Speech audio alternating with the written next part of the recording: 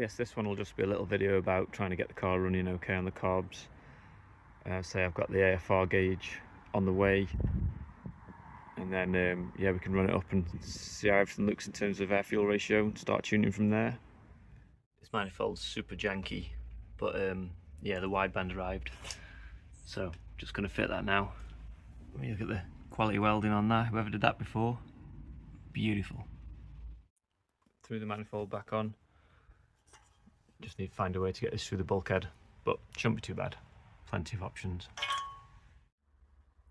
Just a temporary install, just to get me going. But that's fitted and hopefully working. I'll fire it up in a minute.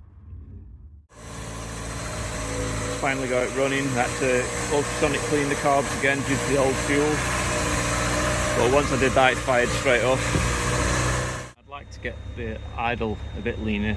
I'm wondering if I need to mess with the fuel screws under the bowls. If anyone has any tips on what that might do for low throttle drivability, just let me know in the comments, thanks. I'm also going to be changing out this short shifter kit. I've never liked short shifters in any car, and this is no exception. Thankfully I've still got a standard shifter from the first Toyota I had, so I'm going to put that in now. So yeah, shifter swapped. Now it's a lot longer throw, which I much prefer. I feel like less likely miss gears when the throw's more forgiving. Managed to pick up a set of T37 14x7 E20 wheels today. Pretty happy about these. I've been looking for a set to put on Corolla for a long time. Thanks to my friend Shaden, agreed to sell me these. So yeah, pretty happy. Going to throw those on in a minute.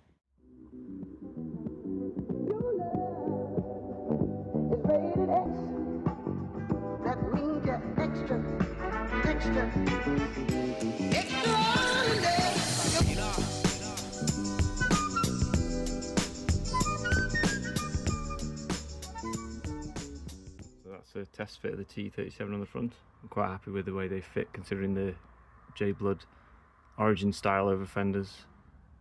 There's a 40mm spacer on at the moment, which I'm perfectly fine with. Long term I might end up having adjustable lower arms, something like that, to get it in the same position, but I think a bit of scrub's also fine for drift car, so we'll see how it drives, I guess, first. On the rear, doesn't fit quite as well, but that's again with a 40mm spacer. Again, with the bigger arch, it's tricky to get them looking right, but I don't want them sticking too far out. So I think for now, that's a happy compromise.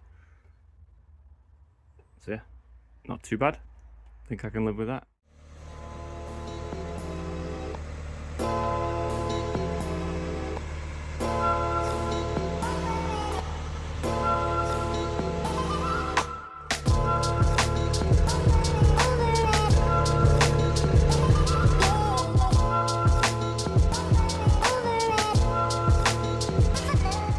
The Knuckles from Orange Planning arrived.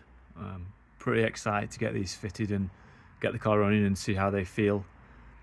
Yeah, just got to say thanks to Andrew from Defy Auto for sourcing them for me and getting them sent. Super quick delivery time, and they were made real fast as well. So yeah, big thanks for sorting them out. But yeah, I'm going to fit those now. Pretty handy tip I picked up from one of my friends, Kev. That's AE86 original inner tie rod, and that's a replacement one which you can get from a Motor Factors or generic car parts supply shop. TA1673, and as you can see, that's a good 30mm longer if you're in a tie rod, so when you're fitting knuckles, things like that, you're going to get the extra length you need. They're a pretty interesting knuckle. As you can see, it's using the left knuckle on the right side and the right knuckle on the left side, I think for a bit of extra scrub off the main pivot point.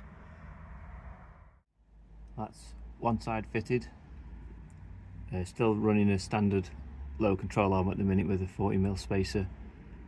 I've just set the caster settings up to the instructions provided, just to give you an idea of trailing wheel lock at the moment. So that's what the trailing wheel looks like on full lock.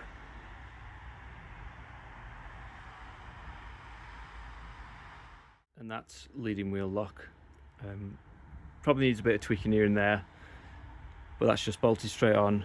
The rack's maxed out at that, and the knuckle just touches the lower control arm, so that much lock from a bolt-on knuckle, pretty incredible. Yeah, really shows off how good that knuckle is. I know the car's jacked up at the moment, things will change a bit once the car's put down, but just to give us a rough idea to start. Just need to throw the other side on now, get the rough caster settings thrown on that are recommended to get me going, and hopefully after a bit of clearance in, i.e. hammering the arches more, I'll be able to drive the car, get to a drift day and test them. Nice.